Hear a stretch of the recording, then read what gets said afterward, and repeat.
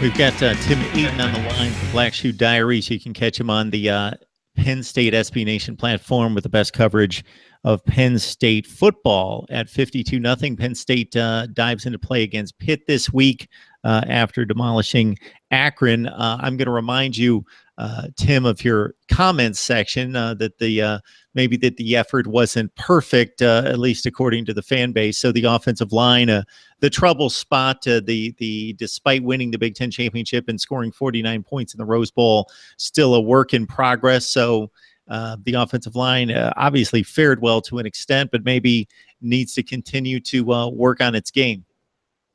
Oh, certainly. There's always room for improvements, even in a 52-0 win. I'm sure the coaching staff's going to break those down this week in preparation for Pitt. But I guess when you do look back at what Pitt has lost, especially on the defensive side of the ball.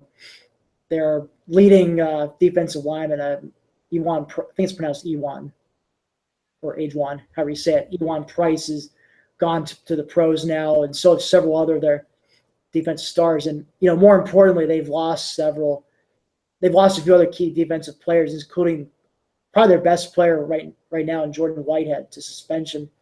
So he won't be available for the Penn State game, and that's actually going to be a real issue, I think, especially against that passing attack of Penn State's, because from what little I saw of them against Youngstown State, they seem quite susceptible to the pass, especially those wheel routes. And Trace McSorley and Saquon Barkley are probably two of the best people in the country at running that wheel routes. A lot's happened in one season in terms of looking back at Penn State's visit to Heinz Field last year and losing to Pitt, and us thinking, okay, this is another building block in Penn State's progression under James Franklin. They'll probably go 7-5 this year and be a minor factor in the Big Ten. And lo and behold, they run the table and, of course, go to the Rose Bowl as Big Ten champion. Pitt is what we expect them to be typically, and I would guess them to win about 7 games this year. But they love to schedule Youngstown State. This seems to be a game that pops up on their schedule constantly, and they almost were upset, pushed to overtime. Looking at the Penn State defense with 14 tackles for loss in the opener against Akron, and here's a defense that played, of course, well down the stretch in 2016, but was ravaged by a lot of weapons on offense by Pitt, James Conner, Kadri Henderson, and the like. So I believe that the Nittany Lions on defense have much to prove against Pitt, and would be pretty anxious to get another crack at the Panthers. Oh, no doubt, Mark. I'm sure not just the defense guys, but all the players who returned, who were playing there last year, probably have had this game circled for quite a while. But yeah, you do mention Kadri Henderson. He is back for Pitt. He'll be someone that they'll have to keep an eye on. And even though James Conner's gone, they do have a capable tailback still in Kadri Allison. They'll have to make sure they can stop him or at least contain him.